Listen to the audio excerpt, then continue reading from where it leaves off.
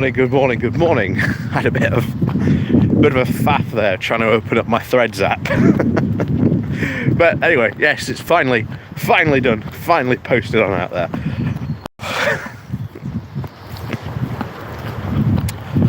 Oh, what a morning. Yeah, I don't know how long this particular good morning walk will last. I was expecting it to rain. I put it off a bit, but it didn't work, unfortunately. So, still looking like it might rain, so this might be quite quick Wednesday morning walk. We'll have to see. Oh, dearie me. Chili the Coder, good morning to you. Oh, like I say, this is what happens when you wake. Dave W, good morning. Dave Walker, good morning to you. Oh, Maggie Pie, good morning to you.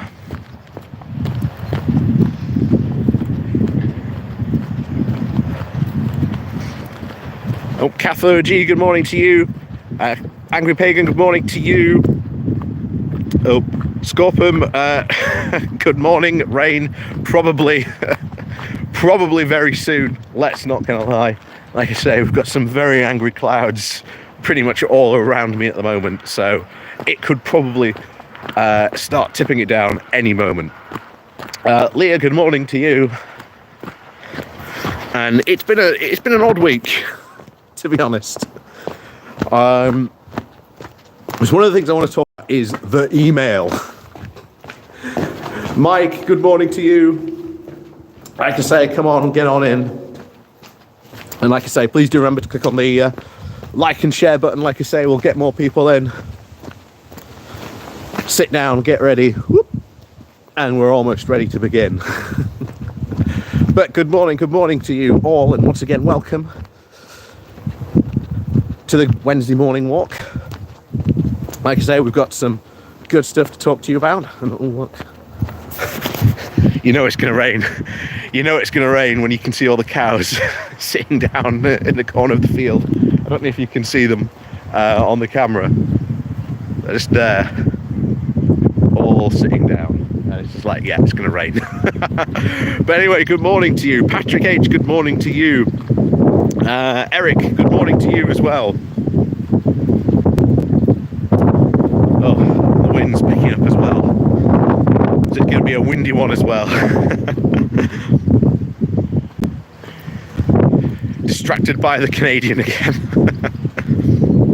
Maybe good morning to you. Like I say, I do apologise for the wind, but there's nothing I can do about that. We'll just have to grin and bear it as we walk across an open field. But such is life. Like I say, I'll just speak a bit louder for you. Hopefully I'll be able to break through.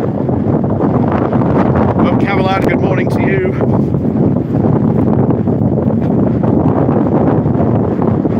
Get a windmill and become energy independent. Well, if only they would actually build wind farms around here. Oh, it would actually be very good. Patrick H sounds like a hurricane. Oh, it probably does coming through the microphone for you guys.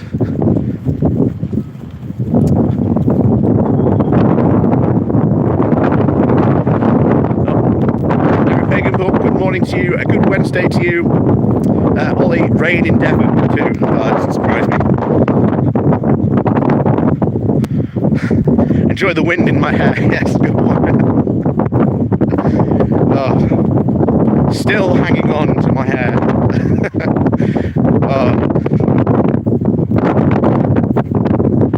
Unfortunately, I get my hair from my dad's side. not my mum's side. Oh, but never mind. That's what happens when you play the genetic lottery. You get the good and the bad. But anyway, yes, let's continue. Let's crack on, shall we? Let's begin.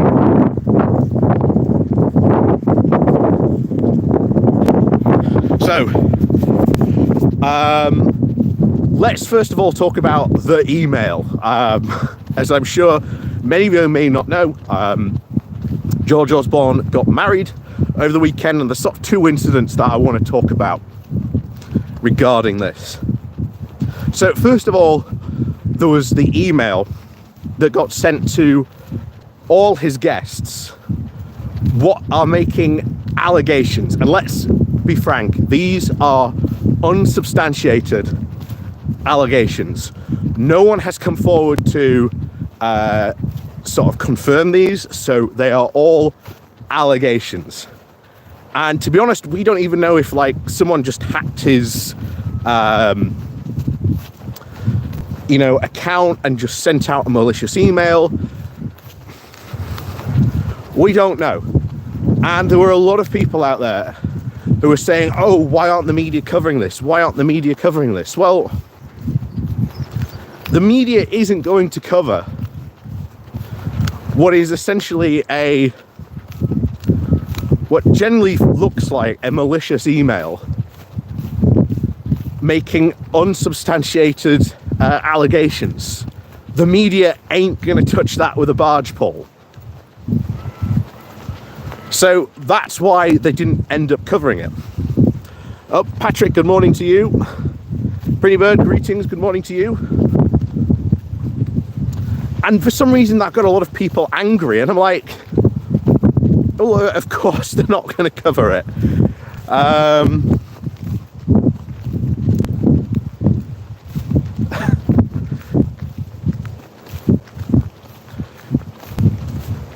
So, and I suspect there might be a super injunction about it. So, obviously I can't talk, well, I don't want to risk talking about it too much in that regard, because I don't know if there is a super injunction out on it or not. So I'm going to try and at least be careful. But I would hope at least people would understand as to why the media probably didn't end up covering it, that these were very much unsubstantiated allegations from a source that didn't actually end up revealing themselves. So that's why it didn't get covered. And yet a lot of people were just really annoyed that the media didn't cover it. So that was the first one. The second thing that happened was, of course, the woman with the orange confetti and the whole just stop oil thing. Was this something they arranged? Was it something that that they were going to do as sort of a big stunt, and then they sort of pulled out of it? We don't really know, because they're being very coy about it. And to be honest, this is one of those things where I don't know if it was a good idea to target that type of event. Something that, even though George Osborne, he was a political figure, he was quite a personality within, our politics. That was his, sort of wedding day. Should we sort of go and do something on like that on that type of day? I don't know. It just makes me uncomfortable. Thinking that, you might go do something at that type of event. And I don't know, it just doesn't sit right with me. And to be honest, what I think happened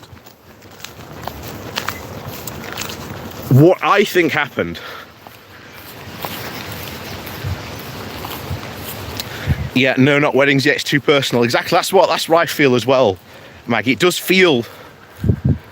feels too personal to do something like that. And I know other people have, different feelings about George Osborne, and you are right, he's not that, likable character, pretty much responsible for a lot of austerity decisions, so I understand. But yeah, I wouldn't feel too comfortable about going to protest at someone's wedding. And I think that might have been a decision that Just Stop Oil made. And I think they were going to do some sort of protest at his wedding. But I get the feeling that the higher ups in the organisation decided to go, actually no, we're not going to do it because it might generate too much of a negative backlash. So they pulled out of it. However, I get the feeling that one of their their protesters decided, screw it, I'm not going to listen, I'm going to go through it with it anyway. And I think that's what happened. That originally they had plans to go and protest this event, but decided not to and pulled out. Up 91 Leeds, good morning to you. And that's what I get from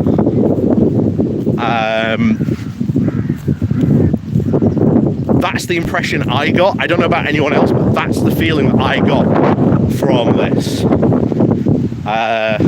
fact that they did sort of retweet it and this, and yeah, it felt a bit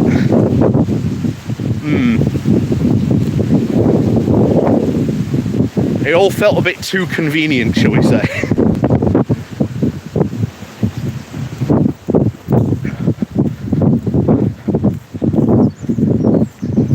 So that's the impression I got. I don't know about other people, but it seemed to have been a rogue protester who was just going to go, even though the higher ups have said, no, don't do it, we're going to go rogue and do it anyway. That's the feeling that I get, or at least the impression I got from that whole event. So that was covering the email, and then, of course, the whole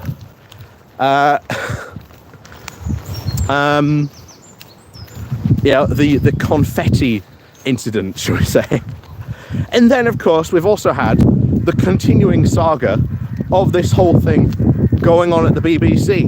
And to be honest, oh my word, I don't even know what to say about it, to be honest, because this story is having so many different twists and turns. I don't want to even touch it. I don't want to even touch it, because there's been so many developments just in the past 24 hours. You don't know, to be honest, what is true, what is not. The fact that you've had a lawyer come out from, the young person and said, no, nothing, illicit or illegal happened. And then you've got the parents on the other side saying, no, she's there. Well, they're being brainwashed.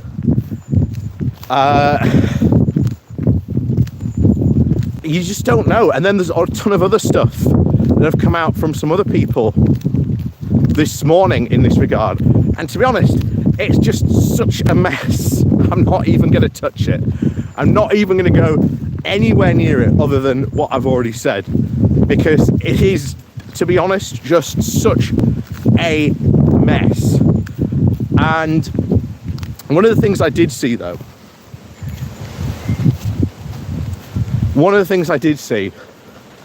I think it was on the newsagent's podcast. He had the former editor of The Sun, and he seemed to think that The Sun had jumped the gun on this story, that they'd published it too soon. So that might have been something that has contributed to all this. But yeah, this entire BBC saga that's going on at the moment is crazy. I'm not gonna lie. It seems to be something new every day. Something new comes out, and it's a new revelation. You're like, oh Jesus, what's this? What's happened now? And one of the things that I really did want to talk about was the fact that you've got the whole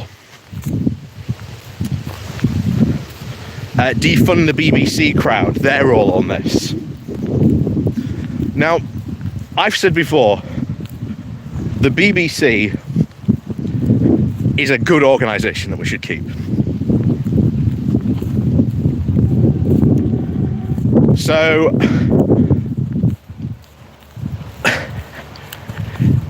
it is an organisation that if we lost it, someone would come along that has a lot more power and influence would buy the BBC, because the BBC is very influential, not only just here in the UK, but as a trusted news source around the world with the BBC World Service.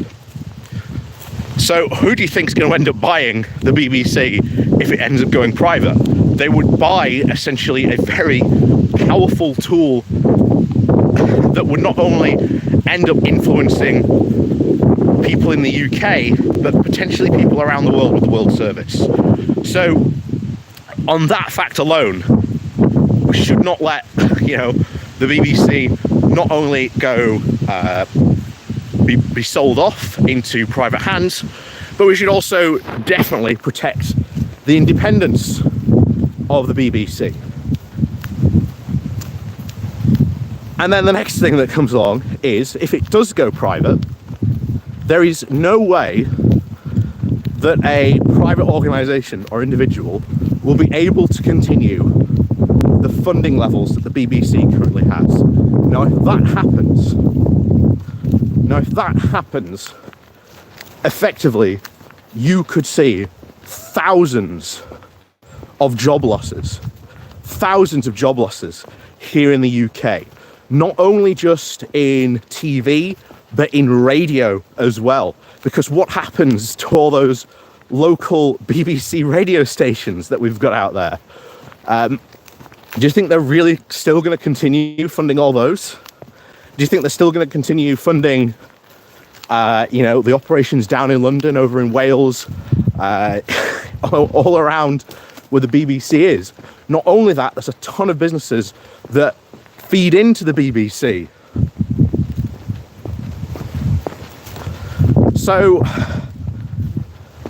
you would see thousands of job losses, and to be honest, the UK media industry isn't that overly quite big, and I don't think it would be able to absorb all those job losses, and it would be a massive hit to our creative industry and our media industry as well. So I think that would be a massive loss to the UK as a whole. Oh, good morning, Daily Blaze as well. Good morning to you. So I think it would be a massive loss to the UK if it ever got privatised. And unfortunately, the defund the BBC lunatics are jumping on this bandwagon, and again using it as a massive cudgel to once again just start banging the drum for BBC privatisation. And the thing is, once they privatise the BBC, well, then they're going to go after Channel 4 next. So they've already tried. Bear in mind, Nadine Dorries already tried to sell off Channel 4, and they didn't succeed. So this is yet again another attempt to sell off some very, very vital assets that the UK still has control over. So, like I say, you may not like paying the license fee. You may have obviously differing opinions when it comes to the BBC and how it reports news. I've said it before, the BBC is very much an organisation where it's damned if it does, damned if it doesn't type of organisation. It gets accused of being too right-wing by the left, and it gets accused of being too left-wing by the right.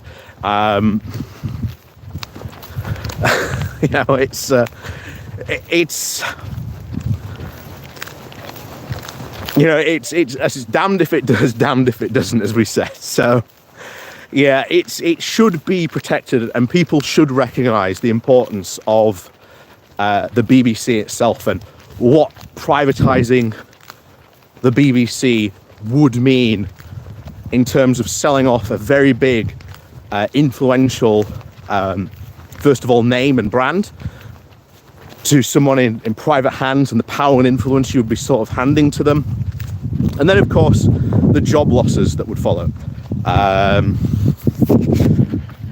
Because if you think they're going to continue to fund, the BBC radio stations, or at least the local radio stations, no way, no way whatsoever.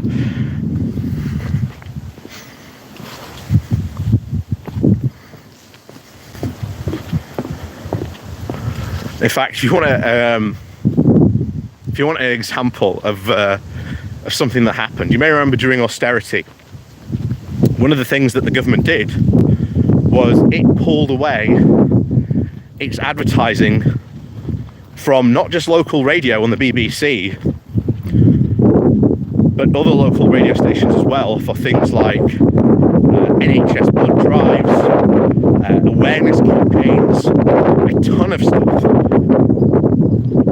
And the local radio stations, especially the BBC as well, lost a ton of money because they lost that advertising revenue from the government for those types of campaigns. And of course, what happened? Not only did you see those campaigns for things like blood drives, people stopped, participation rates dropped, local campaigns for a ton of other different things, they all dropped because they dropped that government awareness campaign for those things. And they only really restarted funding it a couple of years ago. So radio in itself, still sort of recovering from that. So it becomes, an obvious situation of, if you defund these types of things, certainly the awareness types of campaigns that the government sort of tends to run, participation, awareness of many different things ends up dropping. It's a bad time all around for everyone, shall we say.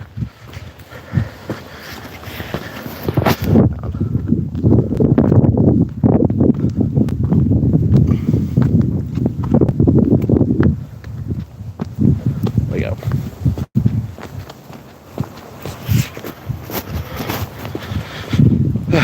So,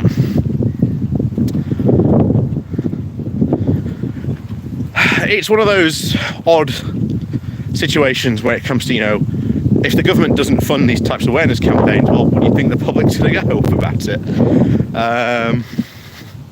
Just going to go buy me a new hat. Oh, thank you very much.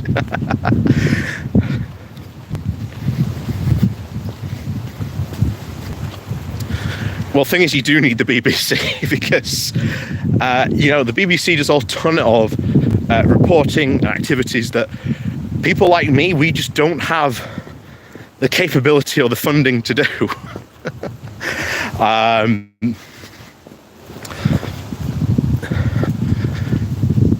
So you do need, like it or not, you do need these large media organisations. Like them or love them, they do serve a purpose.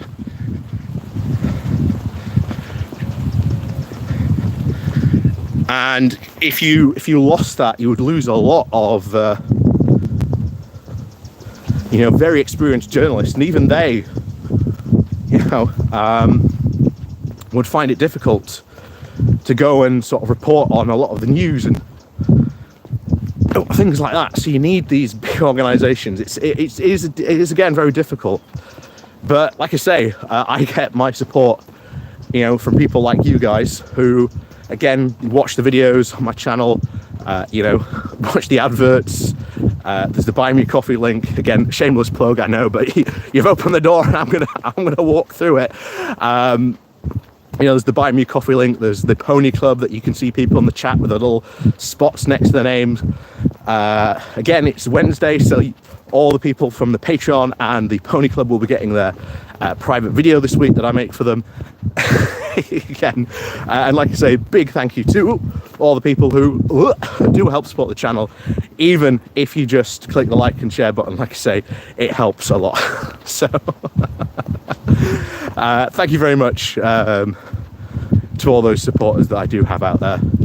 Even if you've never given any money, even if you've just clicked the like and share button, like I say, it helps out massively for helping to support the channel and small content creators like me, because we are very, very dependent on, you know, well, your guys' support. So yeah, thank you very much.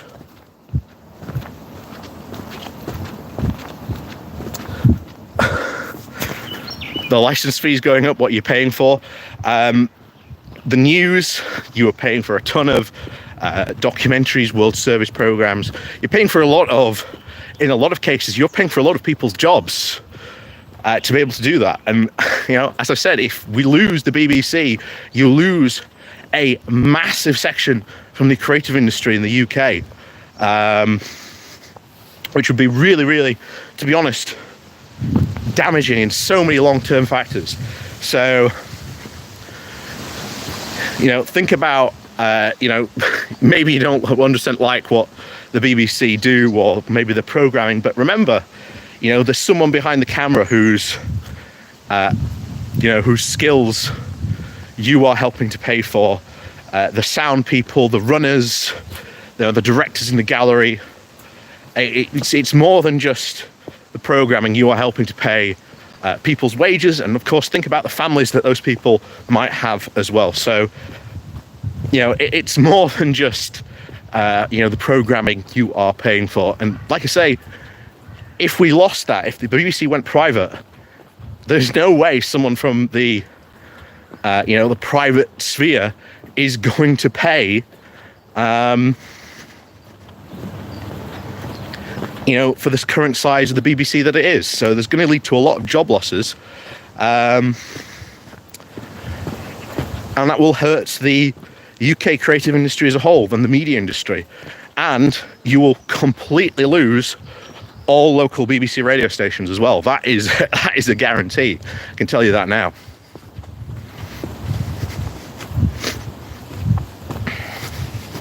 You're just procrastinating packing for your train.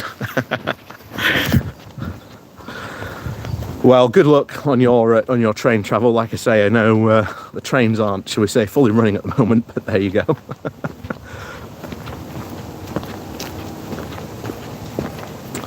Oh. So yeah, that's two things that I sort of really wanted to talk about. And to be honest, as I said, they're kind of difficult. They're kind of really difficult to talk about, because a lot of them are, you know, you're talking about unsubstantiated rumour. You're talking about something, again, in the case of the BBC, it's fast moving. Like I say, there seems to be new information coming out about it all the time. So even if I did do a video about it, chances are that video might be old and out of date. And like I said, at the end of the day, I don't want to get sued. So hence why I'm being very careful about talking about those subjects for that reason. And like I say, there may very well be, certainly for one of them, I think in the email case, a super injunction out about them. So yeah, so hence being careful about talking about those subjects. That's why I haven't covered them so far, really. But yeah.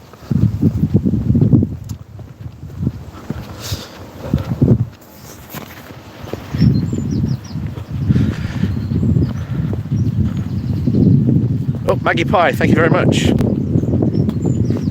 The BBC failed in their due diligence on Brexit, though. Yes, and that was very, very much, really, partly because of forced privatisation that the government sort of forced them in. A lot of people don't really realise that Question Time in the, I think it was just after 2008, the company that used to, well, the part of the BBC that used to run Question Time said that they were going to drop it. So a private company came in and started producing BBC Question Time. And of course, this was quite a right-wing company. This is why you get to see on Question Time all these right-wing guests, because it's being run very much so by a private company. That's why Farage got on it all the time. You know, as I've said before, if you'd think that Farage was like the one-man UKIP party. To be honest, if you watch, Question Time back in the day, that was all you tended to see was Nigel Farage, non-stop Nigel Farage, and that was Question Time. But you are right, during the during the whole referendum, the big part of the problem was the impartiality. And the thing is impartiality can sometimes be a difficult thing to get right. Because if you have someone from Remain, then you've got to have someone from the Leave side. And of course, it comes down to who gets prominence sometimes in that discussion. And unfortunately, I think as studies have shown, Leave got a lot more prominence in those discussions from what I remember, and people talking about it. So yeah, I do agree. The BBC did, I think, do a very bad job during that referendum. But like I say, it's done. Unfortunately, we can't go back and fix it. But all we can do is really think about, certainly if we ever did get to that phase again, and of course future referendums, let's say for PR,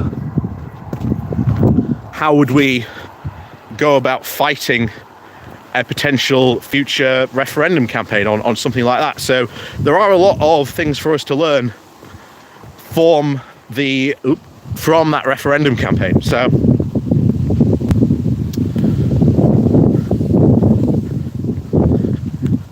as long as we learn those lessons, we should be all right.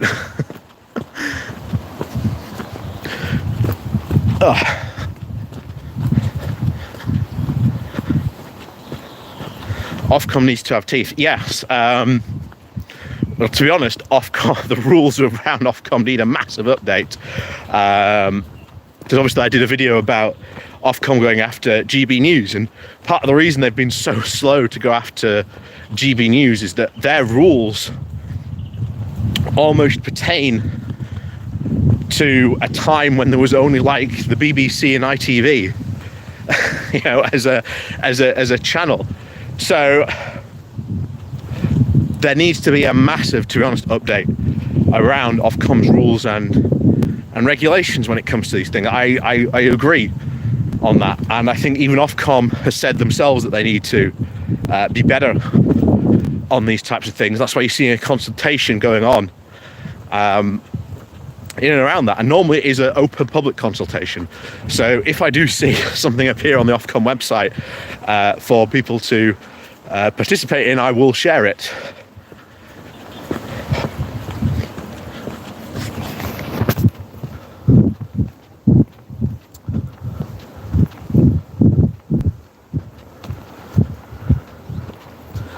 Yeah, exactly. I agree, Jez. That is a big problem. I do agree with you on that.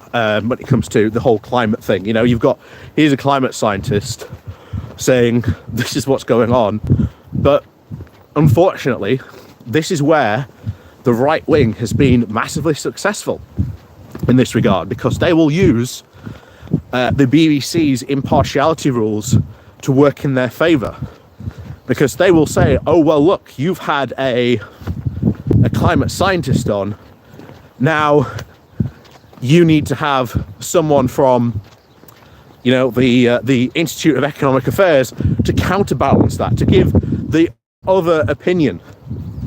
And it's not the fact that it's the BBC choosing to do that, it's the right wing using that impartiality rule to their own advantage.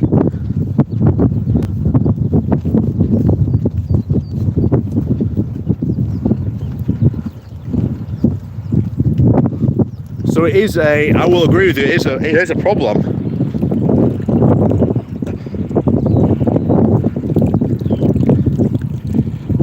And of course, the second if he did do anything like that, the free speech warriors will come out. In fact, going back to full circle to defund the BBC, this is one of their big criticisms of the BBC, that the BBC doesn't give alternative viewpoints.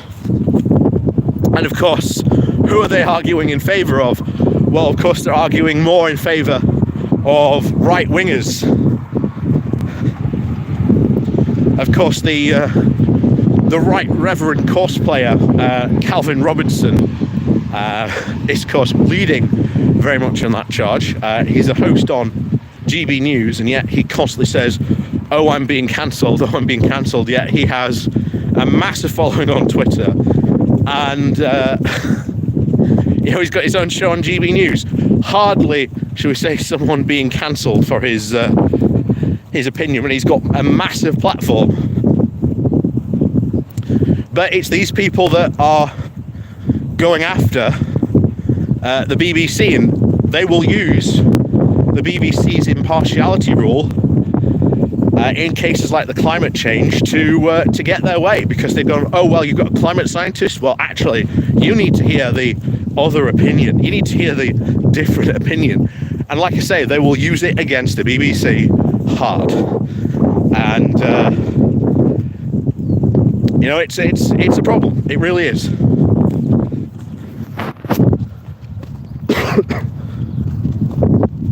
Yep, exactly. Tufton Street, a seat every week, exactly. It's and again, it's that impartiality rule. But of course, Question Time, as we said, has been no longer run by the BBC. It's produced by a private company that took over Question Time from the BBC.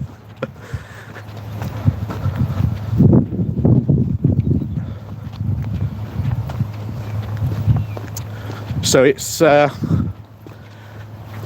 it's a difficult spot, but it is, the right wing pulling some very sneaky tricks to do that. And I guess it's not just here. It's this is something that came over from America.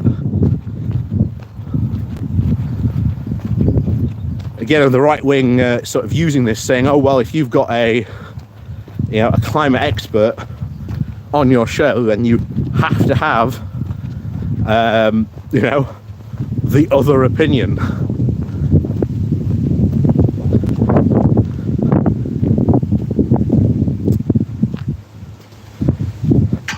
And of course, one of the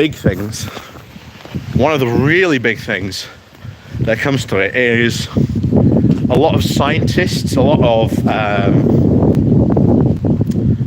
people even on our own side sort of aren't media trained.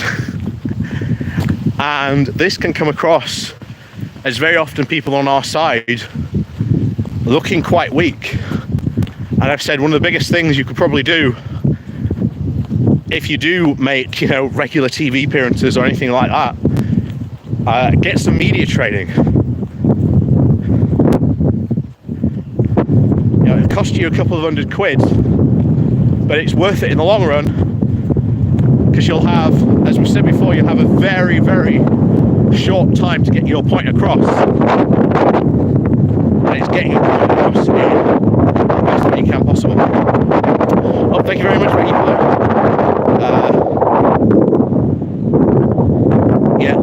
Let's invite the EDL debate on racism too. Well, you say that, but I think we all remember the time Nick Griffin got on Question Time and got absolutely annihilated. That pretty much destroyed at the time what was a rising force in our politics.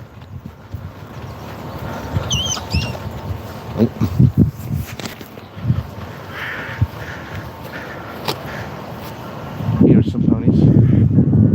Hope you enjoy. We haven't had any this morning.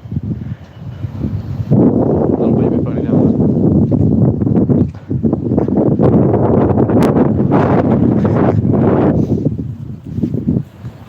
there. But yeah, it's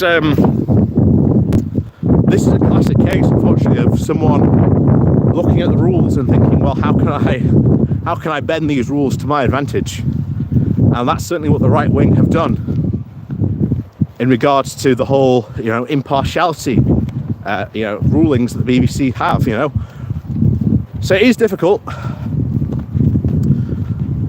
but it's something we've got to fight back against. And I think having, platforms like YouTube and things like that are very helpful for, people to speak out, to get, the information out there. So it is very important that you do help and support all these types of channels, but I know it is, very difficult for everyone, to support, all those different channels. So I know it is quite difficult. But yes, anyway, thank you very much, Maggie Pie, for your super chat as well. So, well, it hasn't rained, but unfortunately the sun looks as if it's absolutely going to come rippling through the clouds any second. So yeah, thank you very much for joining me on today's Wednesday walk. There will be a Pony Club video out later today, and of course, as always, we will see you on Saturday for the Good Morning Walk. And as always, we'll see you all then. I think Labour Social might be with Graham and Phil this morning. They might be live streaming as well, so go over there, tell them I sent you. But as always, thank you very much, and of course we'll see you all on the weekend. So until then, have a fantastic week, and we'll see you all very soon.